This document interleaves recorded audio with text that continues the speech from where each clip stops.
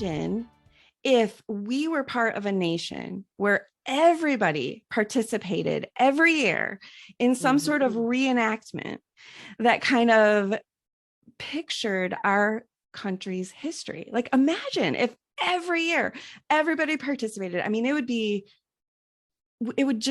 become part of the fiber of who we were. And shape our identity, don't you think?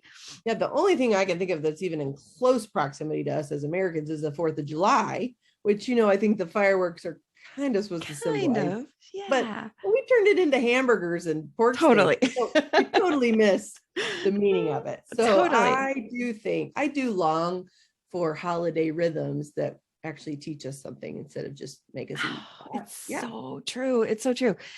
But I just want to call attention. There is such a nation that for thousands and thousands of years, they don't act out what happened in their history, but they have this meal that is filled with all of this symbolism that they kind of participate in the meal.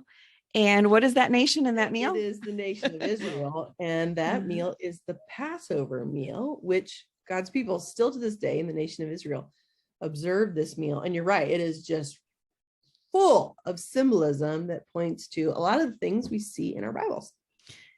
Yes. And so now I am about halfway through your 7 Feasts Bible study and absolutely loving it. It came out a couple of years ago, I think. But the subtitle is Finding Christ in the Sacred Celebrations of the Old Testament. So you went through these 7 feasts, and one of them is the Passover. That's one of these 7 feasts. And you talk about it as like God is teaching the people a parable through this feast, through this meal that they're going to share. So would you just do a quick flyover of what is this feast? What is it? What is the parable? What is it? What are they reenacting? Oh man, I'd be happy to. I don't know how quick I can be because this really is exciting, as all the 7 feasts are. I mean, I believe all of the 7 feasts, which are found in Leviticus 23, were meant to point toward the gospel. But the Passover probably does this the most overtly. And God's people had already observed the first Passover. They just didn't necessarily know that it was called the Passover and that they would be observing it year after year after that. The first Passover is in Exodus 12. And that's when God's people were being oppressed under the rulers of Egypt. They cried out for a deliverer. Moses was that deliverer. And so as some of the plagues had happened, the birth pains were happening, God was getting ready to release his people from the tyranny of Pharaoh. And he gave them these instructions. And they were really, really specific in Exodus 12. And for those of us who believe that all scripture is God breathed and it's all useful for instruction, for me, it's like, pay attention when the minutia of what God is saying is just so detailed. And that's what happened in Exodus 12. He tells them each family of Israel to get a lamb. It has to be a male lamb. It has to be spotless, pure. And they were to sacrifice that lamb in a very specific way. And then they were to eat that lamb in a very specific way. And there were provisions made for families that couldn't afford a lamb. All of this is in Exodus 12.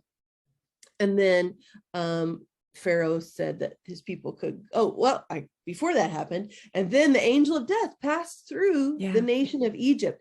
And one of the things they were supposed to do with that lamb is they were supposed to smear the blood of the lamb on their doorposts, which were the vertical lines, and on the lintel, which is supposed to be the horizontal line of their doorposts. Which, can you imagine that, Shannon? Like if your pastors came to you and said, okay, this week, all of us in this church, we're going to sacrifice a lamb, which might have been a little bit more normal for them. That's how they got their food. They didn't have grocery stores. But we're also going to smear the blood of that lamb all over our door frames. And we would all go, okay, well, the pastor said we should do it, so we'll do it. But that's what they did. And the angel of death passed through, and those homes which had that blood of the lamb smeared on their doorposts were spared. And those homes that didn't, which was the Egyptian homes, they received the 10th and most terrible plague, which was the death of the firstborn. And so Pharaoh wakes up to wailing, his firstborn is dead. Mhm. And he says to God's people, go, get out. And so they do. And that's why it's called the Passover, of course, because the angel of death passed over these homes. And I don't know how Egypt felt about, or I don't know how Israel felt about that. I don't know if they thought that was something they were going to be repeating over and over. But turns out in Leviticus 23, when God's giving them the formula for thriving in the promised land, one of the things he tells them he wants to observe year after year after year is the Passover feast. And the threat of Egyptian tyranny is no longer breathing at their necks, but there are many other threats. And so year after year, they're to gather together. They're to sacrifice a lamb. That lamb is to be pure and spotless and all those things. They're supposed to eat certain things and not eat certain things every year as a remembrance for that time when the angel of death passed over their homes.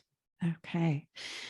Yes, so much symbolism. And what I think is really interesting is God's the one who's setting the menu for this meal in anticipation of something that's about to happen. There, it's right before the Exodus, isn't it? The night before, right? That's right. The Exodus. He's the one who sets the menu. And then this menu is going to come back and have some more symbolism and significance. So it's not only a meal that they're having year after year after year in the wilderness and beyond to remember the Exodus. They don't even know it's a meal.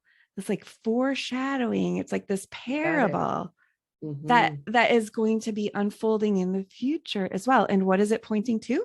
And it's for us. I mean, I will never be a Jew or an Israelite. I mean, I'm not. I'm a Missouri girl. I can't change my nationality. I'm not from the nation of Israel.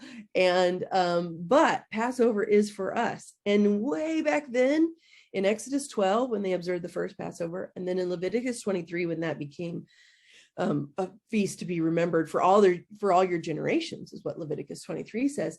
It was supposed to be speaking something to us because it points toward the gospel. Yeah. Jesus is our Passover lamb.